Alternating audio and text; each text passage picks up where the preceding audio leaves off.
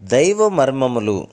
సహోదరుడు భక్త సింగ్ గారి అనుభవములో దేవుడు ఆయనకు బయలుపరిచిన దైవ మర్మములు. అలాగే నా నోట నుండి వచ్చు వచనమును ఉండును, నిష్ఫలముగా నా యుద్ధకు మరలక అది నాకు అనుకూలమైన దాన్ని నెరవేర్చును. నేను పంపిన కార్యమును సఫలము చేయును. మీరు సంతోషముగా బయలువెలుదురు, సమాధానము పొంది తోడుకొని పోబడుదురు. మీ ఎదుట పర్వతములను మెట్టలను సంగీత నాదము చేయును. పొలములోని చెట్లన్నీ చప్పట్లు కొట్టును. ముండ్ల చెట్లకు బదులుగా దేవదారు వృక్షములు మొలుచును. దురదగుండె చెట్లకు బదులుగా గొంజి వృక్షములు ఎదుగును. అది యెహోవాకు ఖ్యాతిగాను, ఆయనకు కొట్టివేయబడని నిత్యమైన జ్ఞాపక సూచనగాను ఉండును. యెషయా గ్రంథము 55వ అధ్యాయము 10-13 వచనములు. 29వ శిఖరము. నా నోట నుండి వచ్చు వచనము నిష్ఫలముగా నా యుద్ధకు మరలక. 11వ వచనం.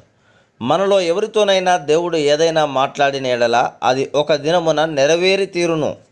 విశ్వాసముతో నీవు దేవుని వాక్యమును అంగీకరించినచో నెరవేరుటకు అనేక సంవత్సరములు పట్టినను అది ఫలించు దినము ఒకటి వచ్చును.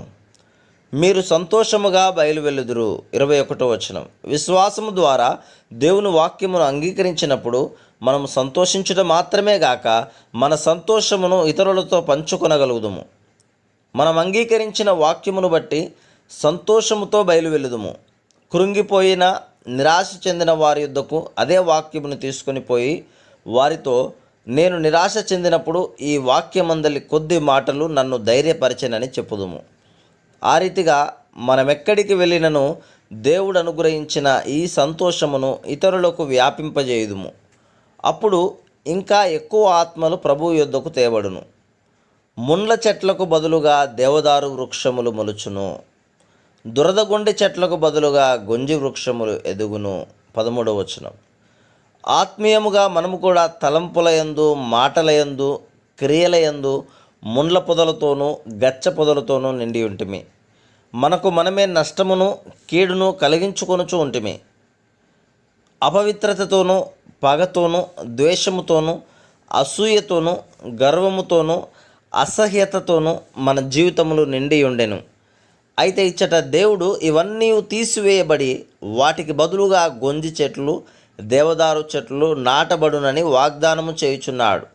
ఒక దినమున మనము కూడా ఆయనను పోలి ఉండినట్లు ప్రభు అయిన యేసుక్రీస్తు యొక్క స్వభావముతోనూ మంచి గుణములతోనూ మనము నింపబడి మన జీవితములు ఫలభరితముగా నుండును. ఈ లోకములో ముండ్ల తుప్పలకును గచ్చ పొదలకును తావివ్వకుండా ఆదరణ, సంతోషము కలిగించు మాటలే మాట్లాడుచు ఇతరులకు సహాయము చేయుచు విజయవంతమైన జీవితమును మనము జీవించగలము.